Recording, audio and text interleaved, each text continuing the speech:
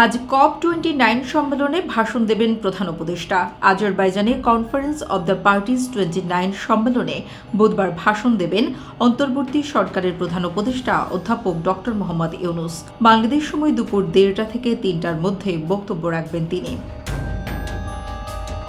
এইচএসসির পুনরায় নিরীক্ষণের ফল বৃহস্পতিবার। গত 16 থেকে 22 অক্টোবর পর্যন্ত ফল পুনরায় নিরীক্ষণের আবেদন নেওয়া হয়। এবারে প্রতিটি বোর্ড দুপুর 2টা থেকে 3টার মধ্যে পুনরায় নিরীক্ষণের ফল প্রকাশ করতে পারবে। ওয়েবসাইটের মাধ্যমে শিক্ষার্থীরা ফল দেখতে পারবেন। প্রতিবারের ন্যায় এবারও ফলাফল ওয়েবসাইটে প্রকাশের পাশাপাশি শিক্ষার্থীদের SMS-এ জানিয়ে দেওয়া হবে।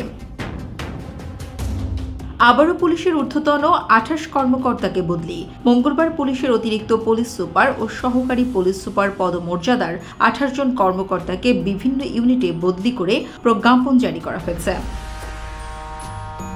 বকেয়া বেতন চেয়ে ফের ঢাকা ময়মনসিংহ মহাসড়কে শ্রমিকরা। বুধবার সকাল 8:30 থেকে গাজীপুর সিটি কর্পোরেশনের গাজীপুরা এলাকায় তারা টেক্স নামে একটি পোশাক কারখানার শ্রমিকরা বকেয়া বেতনের দাবিতে এই অবরোধ সৃষ্টি করে। অবরোধের ফলে ঢাকা ময়মনসিংহ মহাসড়কের উভয় পাশে দীর্ঘ যানজটের সৃষ্টি হয়েছে। ট্রাম্পের প্রতিরক্ষা মন্ত্রী হচ্ছেন 44 বছর বয়সী হেগসেথ। প্রতিরক্ষা মন্ত্রীর পদে হেগসেথকে বেছে নেওয়ার কথা জানিয়ে যুক্তরাষ্ট্রের স্থানীয় সময় মঙ্গলবার রাতে নিজের সামাজিক যোগাযোগ মাধ্যম ট্রুথ সোশ্যালে একটি পোস্ট দিয়েছেন ট্রাম্প। রক্ষণশীল মার্কিন সংবাদ মাধ্যম ফক্স নিউজের উপস্থাপক হেগসেথ মার্কিন সামরিক বাহিনীতে কাজ করার দীর্ঘ অভিজ্ঞতাও আছে তার।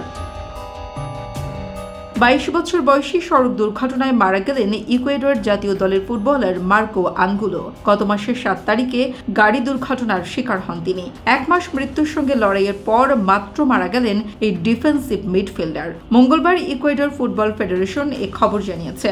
দুর্ঘটনায় মাথা ও ফুসফুসে আঘাত পান আনগুলো। 1 সপ্তাহ ধরে ছিলেন নিবিড় তত্ত্বাবধানে। এরপর ইকুয়েডরের রাজধানী কিটোর একটি হাসপাতালে সোমবার রাতে মারা যান। একই দুর্ঘটনায় ইকুয়েডরের বয়স ভিত্তিক দলে আনগুলোর সাবেক সতীর্থ রবার্তো কাবেজাসও মারা গেছেন।